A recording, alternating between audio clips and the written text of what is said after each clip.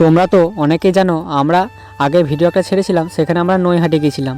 আর এই ভিডিওটা দেখতে পাচ্ছ আমরা সবাই এসেছিলাম বর্ধমানে, যেখানে 108টা শিব মন্দির আছে। সেখানে বর্ধমান স্টেশন থেকে টোটোতে মাত্র 15 টাকা ভাড়া নেয় কিছুটা দূরে।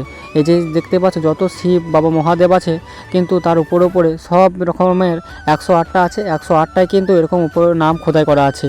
তারপর এই যে আমার বউ একটু বললো ভিডিও করবো, তার জন্য ওকে কিন্তু একটু ভিডিও শুরু করে দিয়েছিলাম। জায়গাটা কিন্তু খুব সুন্দর। তোমরা কিন্তু যারা বর্ধমানের কাছে বাড়ি বা আশেপাশে যারা যাওনি, তারা কিন্তু পারলে অবশ্যই কিন্তু তোমরা এখান থেকে ভিজিট করে এসো। আমরা দেখতে পেলাম এখানে কিন্তু পার্বতী মন্দির আছে, তার পাশে কিন্তু মা অন্নপূর্ণারও মন্দির ছিল। জায়গাটা যে কোনো ঠাকুরতলায় গেলে কিন্তু মনটা সত্যি জুড়ে যায়।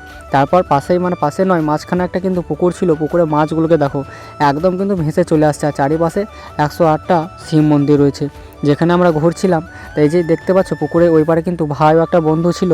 আর এই সামনে একটা মন্দিরের ভেতরে একটা ছোট্টখাটো একটা পার্কের মতন করা আছে, যেখানে ঘন্টা টন্টা সমস্ত কিছু ছিল। এই যে এই ঘন্টাগুলো দেখছো, এগুলো কিন্তু আমাদের সাঁইথিয়া মা নন্দকেশ্বরী তালাতেও এরকম অনেকগুলো ঘন্টা ছিল। তাই আমার বউ একটু পাকে পাকে বাজাচ্ছিল ঘন্টাগুলো।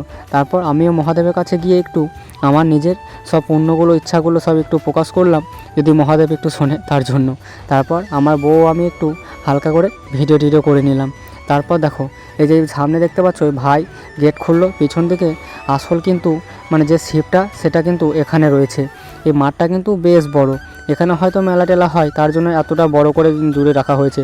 আর 108টা শিব মন্দির ওই সামনে দিকে। আর হ্যাঁ, ভিডিওটা কার কার ভালো লেগেছে তারা কিন্তু অবশ্যই কমেন্ট করে জানিও, আর চ্যানেলটি সাবস্ক্রাইব করে দিও। চলো আজকের মতো